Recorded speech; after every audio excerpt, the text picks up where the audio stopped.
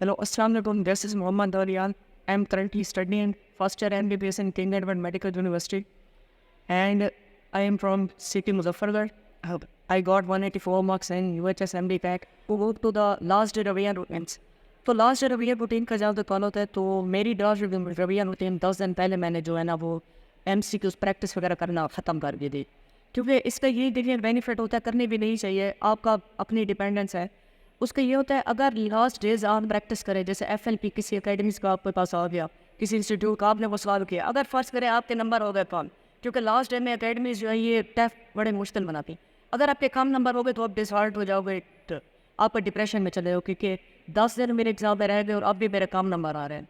तो ये बेटर है कि आप 10 दिन 15 दिन, मोस्टली 10 दिन पहले आप स्टार्ट छोड़ दें, जैसे मैंने कर दिया था। अब 10 दिन जो मेरी की थी, मैंने उसमें 2 दफ़ा रिवीजन की थी। वो मैंने इस तरह रिवीजन की थी, मैंने 5 डेज मैंने भर लिया था, 5 डे में मैंने एक रिवीजन कंप्लीट करनी है, 5 डे में मैंने दूसरी रिवीजन कंप्लीट करनी है। अब उसमें मेरे सब्जेक्ट वाइज मैंने डिस्ट्रीब्यूशन भी दी।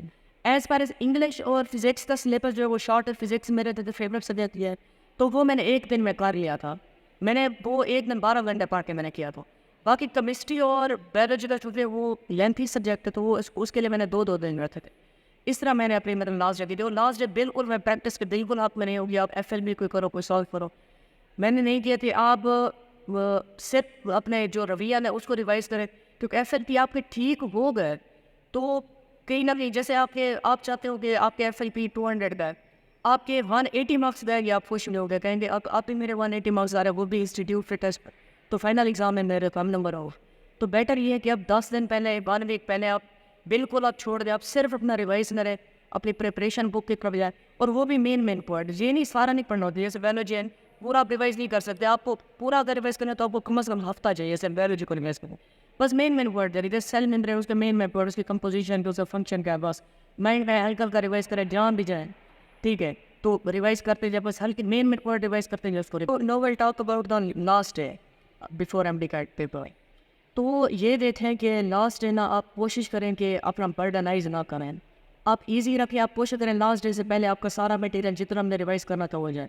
मैंने ऐसे किया था, लास्ट डे से पहले एक दिन पहले मैंने वो सारा मटेरियल अपना रिवाइज कर लिया था। लास्ट डे मैं सिर्फ वही 4 से 5 घंटे पढ़ा था।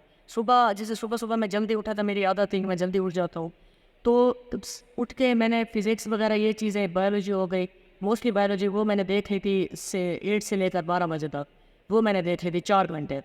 तो वो भी उसी तरह के भाई 1 घंटा पढ़ के फिर 30 मिनट 20 मिनट की ब्रेक उस तरह। फिर मैंने दोपहर टाइम सारा रेस्ट किया था, फिर रात टाइम चूँकि मैंने अपना इंग्लिश की प्रिपरेशन कर रही थी, वैसे प्रिपरेशन की पड़ी, लेकिन चूँकि मैंने टाइम लैब कम दिया हुआ था इंग्लिश को, जैसे मैंने अपनी रवैये रूटीन बताया, सिर्फ 1 दिन दिया था मैंने इंग्लिश को, तो मैंने इंग्लिश में लास्ट जल्दी बस 1-2 घंटे में 6 से 8 बजे रात को मैंने रिवाइज कर लिया था। बाकी लास्ट डे आपको नींद करना पूरी बिल्कुल बहुत इंपॉर्टेंट होता है, क्योंकि लास्ट डे अगर आप अच्छी, मोस्टली नींद आती नहीं है, लेकिन आप कोशिश करें ड्रग लें या जो भी लें, आपने नींद लाजमी लेनी है, क्योंकि अगर आप नींद अच्छी नहीं लेंगे तो फिर माइंड जो है आपका वो सस्टेन नहीं रह पाता। मेरे ऐसे बहुत सारे फ्रेंड्स हैं, उन्हें लास्ट डे स्लीप एपनिया हुआ था एग्ज़ाम की वजह से। एग्ज़ाम जब पेपर उनके पास आया था, वो बताते हैं कि लिटरली उनके पसीने निकलना स्टार्ट हो गए थे, ठीक है, और नींद के मारे उनका माइंड इन काम करने लगा। तो अच्छी खासी नींद लें 8-7 घंटे की, ठीक है, सुबह उठें, नमाज पढ़ें, कुरान अल्लाह से मदद मांगे, मोस्ट इम्पोर्टेंट, और फिर अपने MD कैट में तैयार हुआ। So the last point is MD CAT day, मेरा क्या बिहेवियर था और मैंने कैसे MD कैट पेपर अटैम्प्ट किया। तो जहाँ तक लास्ट डे का ताल्लुक है, लास्ट डे सबसे इंपॉर्टेंट डे होता है आपकी लाइफ का, उसमें आपने अपने नफ्स को बहाल रखना होता है। मोस्टली बच्चे जो कि नहीं रख पाते, उनकी प्रिपरेशन बहुत अच्छी होती है, मेरे बहुत सारे फ्रेंड थे उनकी प्रिपरेशन मुझसे अच्छी थी, लेकिन लास्ट डे वो अपने आप को सस्टेन नहीं रख पाए। तो लास्ट डे सस्टेन का तरीका है, सबसे पहले तो आप अल्लाह से मदद मांगे, अपने पेरेंट्स की दुआ लें, उनकी मतलब खिदमत अगर की है आपने तो दिल से दुआ निकलती है पेरेंट्स के, अल्लाह से मदद मांगे, कुरान वगैरह पढ़ें। इसके साथ साथ मैंने जो लास्ट डे किया था, मैंने ना कोई 100 रुपीज़ की चॉकलेट ले ली थी, क्योंकि चॉकलेट जो होती है उसमें कैफीन होती है, वो काफ़ी ज़्यादा अपने आप को, आपके ब्लड प्रेशर को भी सस्टेन रखती है और आपके माइंड को भी कॉन्शियस रखती है, सस्टेन रखती है। तो मैं इवन कि आप नहीं इमेजिन करेंगे, जब मैं पेपर अपना अटैम्प्ट कर रहा था तो मैं चॉकलेट खा रहा था साथ साथ, ताकि मेरे वो नर्व्स बहाल रहें।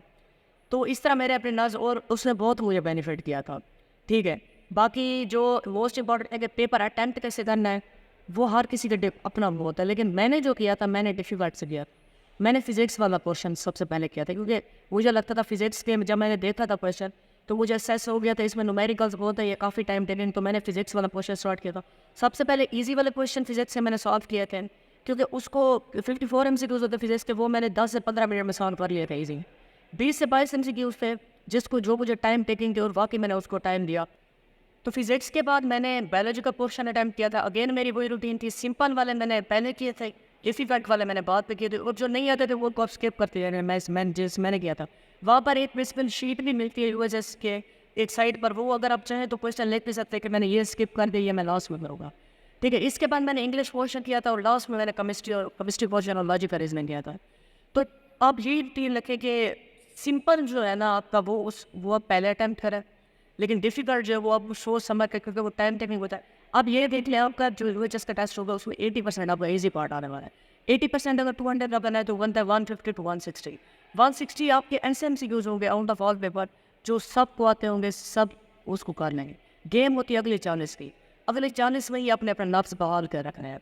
तो वो आप इस तरह करें, आप चॉकलेट यूज़ करें, आप उस तरह आपको कॉन्शियस बने बढ़ेगा, कंसंट्रेशन बढ़ेगी, और आप इजीली उसको ज़्यादा डेप्थ में भी ना जाएं, क्योंकि चीज़ें वो बेसिकली सुपरफिशियली पूछते हैं, हम खाम अगर डेप्थ में चले जाते हैं हमारे एमसीक्यूज रॉन्ग हो जाते हैं। सो आप सिंपल थिंग रखें, जहाँ सोचने वाला वो वहाँ सोचे ज़्यादा, और वो वही क्वेश्चन होता है जो आप स्किप कर देते हो। ठीक है, वो आप बेशक लास्ट में कर लें। जो डिफ़िकल्ट होता है 40-30 MCQs वो आप साइड पर रखें, उनको सोच बजार के 2-2 3-3 मिनट देकर आपको आसानी से उसको सॉल्व। और जहाँ तक बबल फिलिंग का ताल्लुक है, तो वो आपने बड़ी कॉन्शियसली करना है। आप इतना कर लें, अगर आपका 3 घंटे का पेपर है तो आप 2:50 तक आप पूरा अटैम्प्ट कर लें पेपर, फिर या 2:40 तक आप पूरा अटैम्प्ट कर लें, आपको 20 मिनट होता है बबल सॉल्व भी कर सकें, और साथ साथ एक एक को देख भी सकें कि आया मैंने सही सॉल्व किया। मेरे साथ ऐसा हुआ था, मेरे 2 बबल गलत फिल हो गए, जिसकी वजह से वो भी मेरे 2 MCQs गलत हो गए थे। वो इसी वजह से कि मेरे पास थोड़ा सा बस टाइम था, वो हो गया था, और ध्यान से एक एक करके कि पहले का सी बी इस तरह आपने सही से मतलब टाइम आप बचाएंगे तो वही आपको सॉल्व कर पाएंगे। तो वो आप इस बारे में कॉन्शियस रहे, क्योंकि एट द एंड आपके बबल ही चेक हो रहे हैं, आपके एग्जामिनेशन पेपर चेक नहीं हुई।